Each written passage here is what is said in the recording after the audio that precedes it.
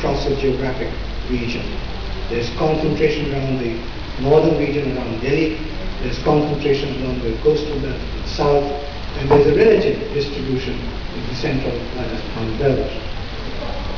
This pattern will result in long-term urban agglomerations around the northern and the southern clusters. The intensity of environmental impact of each of these regions will be proportionate to the level of urbanization. And in terms of carrying capacity, this is a measure that will have to be taken care of very carefully while developing smart cities. The development areas and townships also spread across 3 climatic zones. The northern zone is the composite climate zone, where you have a very sharp winter, you have a hot summer, and you have a humid season, semi-humid season too. And then you have the hot dry region in the middle, spreading across Rajasthan and Gujarat, and a hot humid region of Maharashtra coast. Now the energy intensity and energy demand per capita for a given standard of living, especially talking about thermal comfort here, is dependent on climatic factors. So if we are looking at what ought to be our benchmarks, the benchmarks are related to climatic factors, and this is something in the design of the cities themselves and the regulatory framework that you have in consumption in the city, or consumption of energy in the city, the climatic factors will have to be seen. And this is something that can also be compared globally. Also, there is a geographic variation. In the north zone, you have a high fertility of the land and concentrated population. There is a contradiction there.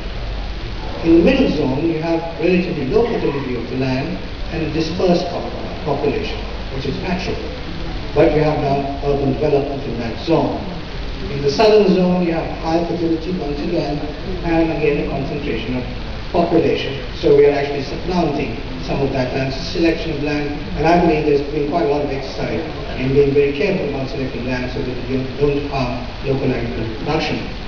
So for sustainable habitation, density and intensity of development will need to be weighed against the carrying capacity of natural systems, looking at this geographic variation.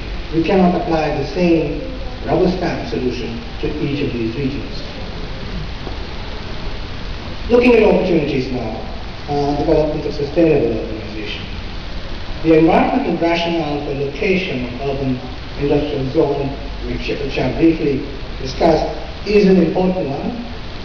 It is not only to do with connection to the corridor, but along the corridor there is a variation of opportunity according to the geography and climate, availability of water, and quality of land. Each of these will have to be applied to in actually selecting the location where development happens.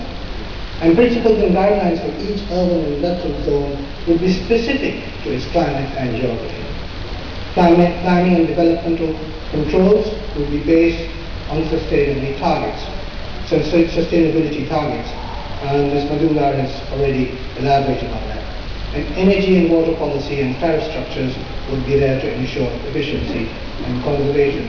So I think there's a governance issue here which I want to point out in setting up the townships, where it is not only the technology and the efficiencies that the technology can deliver, it is also a matter of legislation that will control eventually the level of consumption. In urban design and the fabric of the cities, a lot of research is yet to be done in finding a balance in the urban ecology.